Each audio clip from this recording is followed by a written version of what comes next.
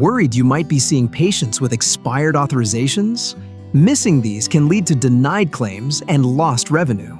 With HelloNote, you can stay ahead. Just follow these 4 simple steps to run an expired authorization report. Step 1. From your dashboard, go to the search navigator. Type authorization, and when it appears, click it to open the report page. Step 2. Filter the report using Office.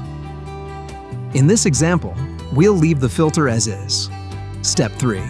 Set your desired date range to review authorizations that expired within that time frame.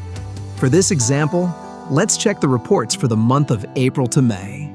Step 4. Click Generate Report.